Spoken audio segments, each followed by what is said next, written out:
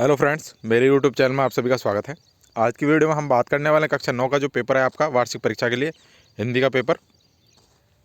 तो जैसा कि आप सभी देख सकते हैं, आपको ऊपर रोल नंबर लिखना है अपना, इधर आपका सब्जेक्ट रहेगा, पूर्णांक आपके 100 नंबर का रहेगा और समय आपके 3.25 घंटे का रहेगा।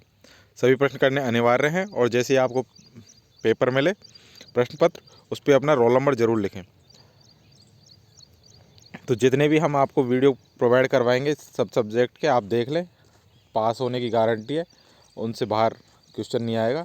लेकिन आपको सारे क्वेश्चन देखने पड़ेंगे, ऐसा नहीं कि क्वेश्चन को छोड़ दें या जितने भी वीडियो हम प्रोवाइड करवाएं उनमें से एक मिस कर दें वीडियो को।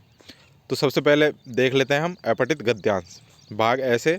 सबसे पहले आपको अपठित गद्यांश देखने को मिलेगा जिसके फ्री के नंबर होते हैं, यानी कि अगर आपने गद्यांश और जो पद्यांश होता है इनको ढंग से पढ़ लिया तो सारे प्रश्नों के उत्तर आपको इसके अंदर ही मिल जाएंगे, जो आपको आंसर बताने में सहायता करेंगे। सारे आंसर इसी के अंदर हैं। तो इसको देखने से पहले ये देखिए, ये हमारा व्हाट्सअप नंबर है। अगर आपको कोई भी डाउट हो तो आप हमें व्हाट्सअप कर सकते हैं। और जो हमारा चैनल है बिगर जॉय एजुकेशन, इसको सब्सक्राइब करके रखें, नोटिफिकेशन बेल को ऑन करके रखें। इसके अलावा डिस्क्रिप्शन में हमने हमारे व्हाट्सअप ग्रुप का लिंक भी दिया हुआ है, तो आप जाइए और उसे ज्वाइन कर लीजिए। तो ये देखिए, फर्स्ट क्वेश्चन में आपका अपठित गद्यांश पूछा है। यह आपका पूरा अपठित गद्यांश है। आज यदि आप संसार की सारी समस्याओं का विश्लेषण करें तो उनके मूल में एक बात ही पाएंगे, मनुष्य की तृष्णा। यह अद्भुत तृष्णा कहीं समाप्त होने का नाम नहीं लेती। मनुष्य में सर्वत्र अभाव भर गया है, जीवन की वह पूर्णता कम हो गई है। इस प्रकार से आप पूरा पैसेज ढंग से देखें। और इसके जो क्वेश्चन है, पहला देखिए, मनुष्य को किस वस्तु की खोज करनी है। दूसरा है, आज मानव में कौन सी प्रवृत्ति बढ़ रही है। तो आप इसको पूरा पढ़ेंगे तो आपको इसके आंसर मिल जाएंगे। कौन सी प्रवृत्ति बढ़ रही है? तृष्णा, जो उसकी कभी समाप्त नहीं होती, तृष्णा उसकी बढ़ती जा रही है। नेक्स्ट है, जीवन में संतुलन लाने के लिए क्या वांछनीय है। और आपका नेक्स्ट क्वेश्चन है, संसार में समस्त समस्याओं के मूल में क्या कारण है। फिफ्थ क्वेश्चन है, संयत और संतुष्ट शब्द का विलोमार्थी लिखिए। आपको विलोमार्थी या पर्यायवाची जो भी है पैसेज के अंदर से ही ढूंढ के लिखना है, अपने मन से नहीं लिखना है। नेक्स्ट है 6 नंबर, जीवन की परिपूर्णता क्या मानी गई है। 7 नंबर क्वेश्चन है, भौतिक समृद्धि एवं जीवन में संतुलन कब आ सकता है। 2 नंबर क्वेश्चन है, 8 नंबर क्वेश्चन है, उपरोक्त गद्यांश का उचित शीर्षक लिखिए। आपको पूरे गद्यांश जो आपने पढ़ा है, आपको उचित शीर्षक क्या लगता है वो बताना है। सबके अलग अलग शीर्षक हो सकते हैं, लेकिन वो आपके गद्यांश से मिलता जुलता होना चाहिए।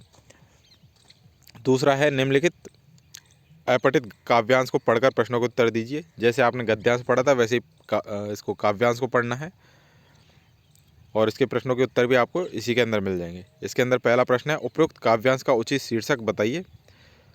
सेकंड नंबर क्वेश्चन है, किसानों को मनुष्य शेष किस आपात से कहा गया है, किस आशय से कहा गया है। थर्ड नंबर क्वेश्चन है, किसान किससे प्यार करता है। 4 नंबर है, किसान को ग्राम देवता क्यों कहा गया है। 5 नंबर है, इस काव्यांश से क्या संदेश व्यक्त हुआ है। 6 नंबर है, जनमन का अभिनाशक किसे कहा गया है, अभिनायक। 7 नंबर है, अभिनायक शब्द में उपसर्ग एवं मूल शब्द बताइए। 8 नंबर है, भूमि शब्द का समानार्थी शब्द बताइए। समानार्थी का मतलब होता है समान अर्थ बताने वाला। अथवा में दूसरा काव्यांश है, दोनों में से किसी एक को करना है और ये इसके प्रश्न है।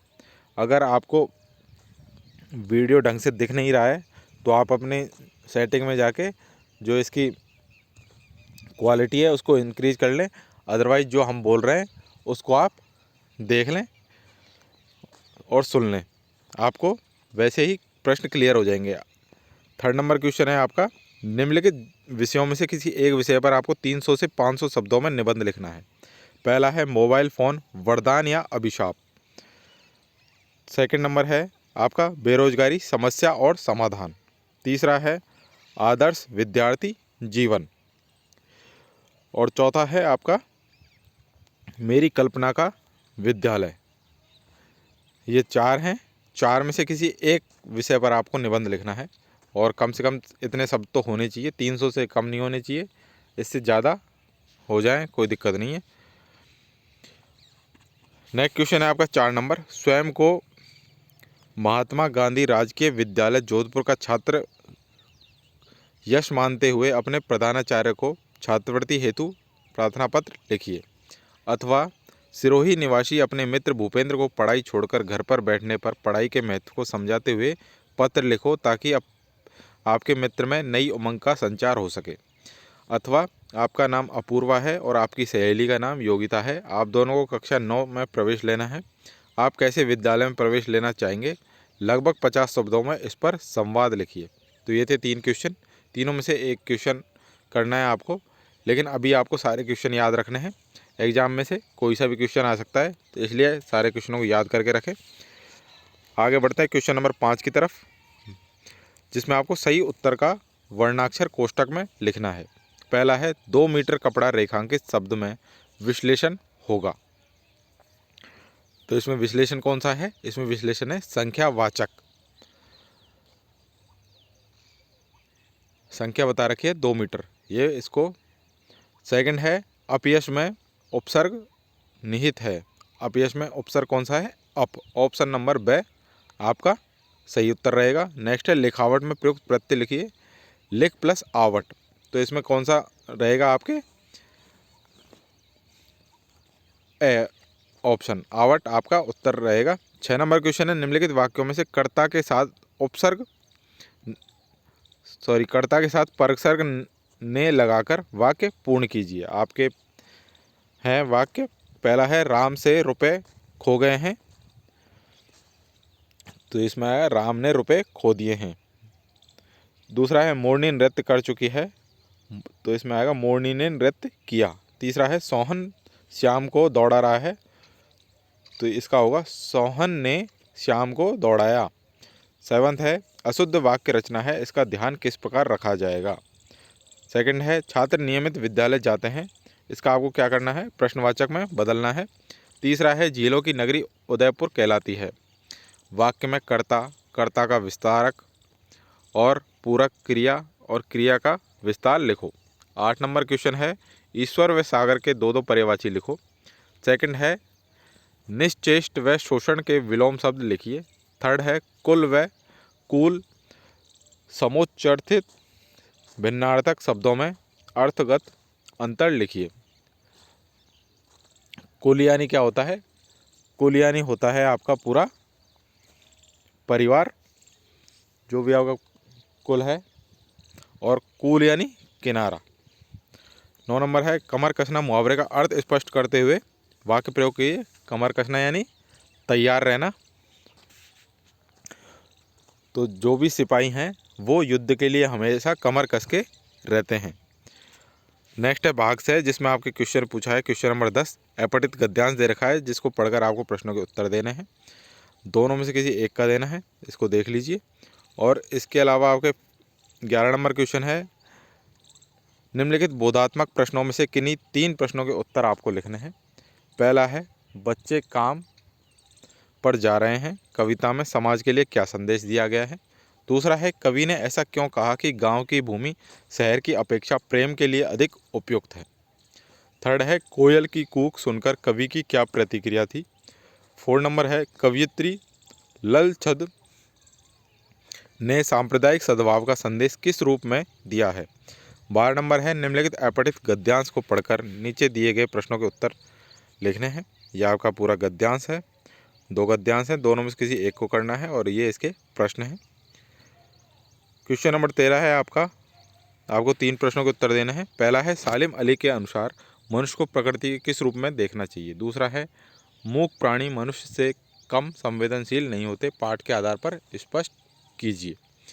3 नंबर है गंदे से गंदे आदमी की फोटो भी खुशबू देती है, आशय स्पष्ट करो। और आपका 4 नंबर है बचपन की स्मृतियों में से एक विचित्र सा आकर्षण होता है, पंक्ति का भावार्थ स्पष्ट करो।